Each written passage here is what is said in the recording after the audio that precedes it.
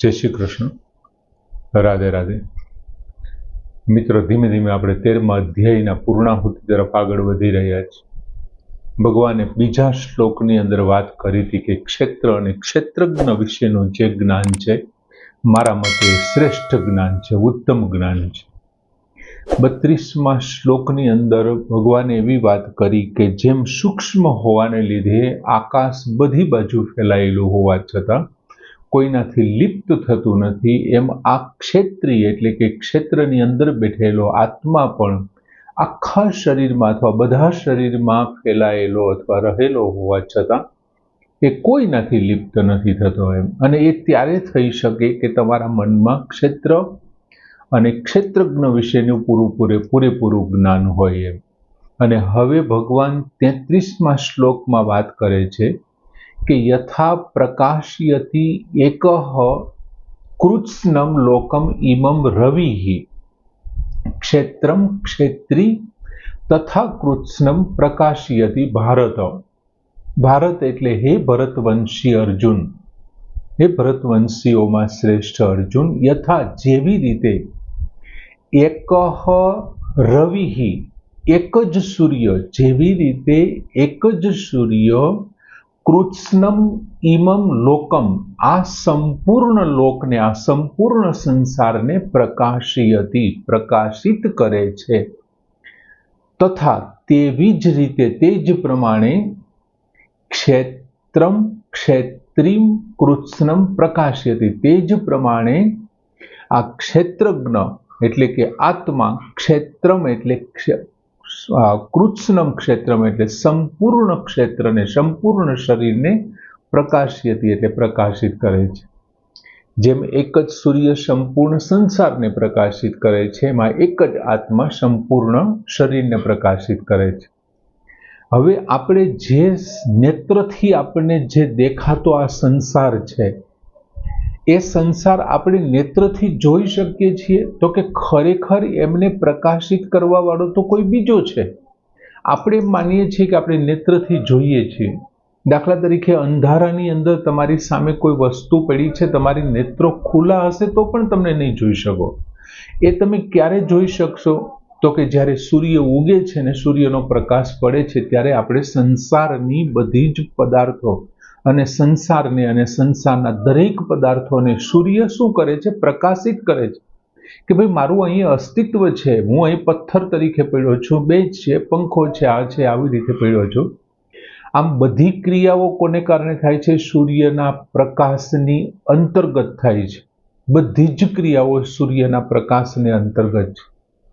પણ એમ છતાં આપણે આમની પહેલા પણ 8મા અધ્યાય અને 10મા અધ્યાય વખતે જોયું હતું કે સૂર્યને કારણે સમગ્ર સૃષ્ટિ છે એ કામે લાગે છે, પણ એમ છતાં સૂર્ય છે એમાં કરતા નથી।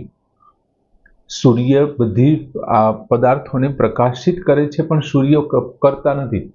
માની લ્યો કે સૂર્ય ઉગે છે અને આશ્રમની અંદર કોઈ બ્રાહ્મણ છે એ વેદ પાઠ કરે છે અને જે જંગલની અંદર આશ્રમ છે એ જ જંગલમાં સૂર્ય ઉગતા કોઈ શિકારી પશુને મારે છે, તો આ પશુને મારવાની ક્રિયા અને વેદપાઠ કરવાની બ્રાહ્મણની ક્રિયા એમની સાથે સૂર્યના પ્રકાશને કે સૂર્યને કોઈ લેવા દેવા નથી। એમાં સૂર્ય છે કારણ બનતો નથી, વેદપાઠનું પુણ્ય એને ભોગવવાનું નથી અને પશુના મૃત્યુનો પાપ પણ એમને ભોગવવાનું નથી, એ માત્ર એમનેમ છે। હવે ભગવાન શું કહે છે આ ઉદાહરણ દ્વારા? તથા ક્ષેત્રમ ક્ષેત્રી કૃત્સ્નમ પ્રકાશયતિ એ જ રીતે શું કરે છે આ ક્ષેત્રજ્ઞ છે તો કે સૂર્યની જેમ ક્ષેત્રીય એટલે કે આ આત્મા છે એ ક્ષેત્રોને પ્રકાશિત કરે છે। વિવિધ પ્રકારના જે શરીર છે એ બધા શરીરોને પ્રકાશિત કરે છે, અથવા તો કૃત્સ્નમ ક્ષેત્રમ આખા શરીરને, સમગ્ર શરીરને। એ પછી આંખો કોઈ ખરાબ જોવે, કાન કંઈ ખરાબ સાંભળે, નાક ખરાબ સૂંઘે, એ ગમે તે થાય, ગમે તે કરે, સારું નરસું શરીર મારફત ગમે તે થાય, પણ એમ છતાં શું થશે તો કે એમાં ક્ષેત્રજ્ઞ છે એ કરતા નથી। એ જે કંઈ ક્રિયાઓ થાય છે એ ક્ષેત્રીના પ્રકાશમાં થાય છે, વાત 100%. એ ક્ષેત્રી પાસેથી એટલે કે ક્ષેત્રજ્ઞ પાસેથી સત્તા સ્ફૂર્તિ પ્રાપ્ત કરી અને આ ક્ષેત્ર બધું કરે છે, પરંતુ ક્ષેત્રીને આવું કરવામાં કે કરાવવા એ પોતે કારણ નથી, એમને એનું ફળ ભોગવવાનું નથી. સૂર્ય માત્ર, હવે સૂર્યનું આપણે અહીંયા ઉદાહરણ આપ્યું. હવે સૂર્ય છે એ શું કરે છે, તો કે સૂર્ય માત્ર છે એ સ્થૂળ સંસારને પ્રકાશિત કરે છે, જ્યારે ક્ષેત્રજ્ઞ છે એ શું કરે છે, સ્થૂળ શરીરને પ્રકાશિત કરે છે, સૂક્ષ્મ શરીરને પ્રકાશિત કરે છે, અને એમની સાથે સાથે કોને પ્રકાશિત કરે છે, તો કે કારણ શરીરને પ્રકાશિત કરે છે. આમ ત્રણ શરીરને ક્ષેત્રજ્ઞ પ્રકાશિત કરે છે, અને ત્રણેય શરીરથી જે કંઈ ક્રિયાઓ થાય છે એમાં ક્ષેત્રજ્ઞ છે એ કરતા નથી, એ પોતાને કરતા ગણતો નથી. સંસારને પ્રકાશિત કરવા છતાં સૂર્યમાં અભિમાન નથી તો અભિમાન આવતું નથી, તો ક્રિયાઓને પ્રકાશિત કરવા છતાં સૂર્યમાં વિવિધ ભેદ પણ નથી કે આ ક્રિયા સારી છે, આ ખરાબ છે, આ ખરાબ ક્રિયા થાય છે તો મારે એમને પ્રકાશ ન આપવો જોઈએ, આ સારી ક્રિયા થાય છે તો મારે એને ઝાઝો પ્રકાશ આપવો જોઈએ. એવો સૂર્યમાં કોઈ અભિમાન નથી કે હું ઉગું છું પછી આ બધું થાય છે, એવો કોઈ અભિમાન નથી કોઈ ક્રિયાઓમાં ભેદ.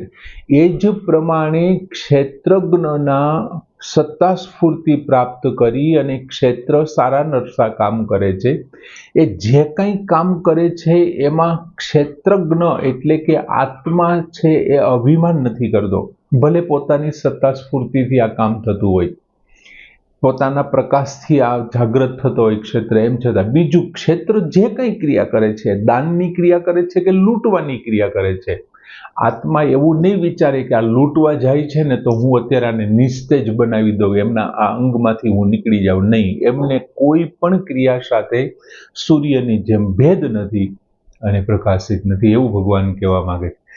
જાતની ક્રિયાઓ છતાં કોઈ પણ પ્રકારના ભેદ વિના નિર્લિપ્ત અને અસંગ રહી અને ક્ષેત્ર પાસે કામ કરાવે છે.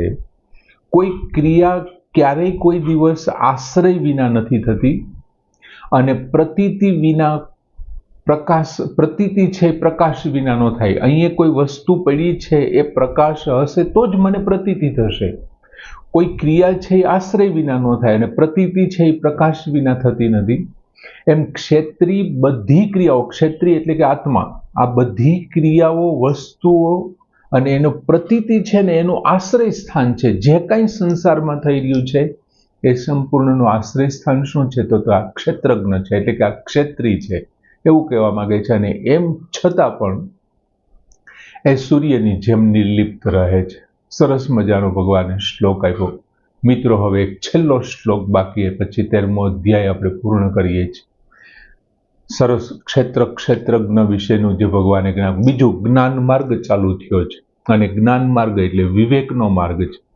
આ સત છે, આ અસત છે, આ ક્ષેત્ર છે, આ ક્ષેત્રજ્ઞ છે, આ વિકારી છે, આ અવિકારી છે, આ વ્યક્ત છે, આ વ્યક્ત છે, એમને જુદું પાડવું એનું નામ જ્ઞાન છે.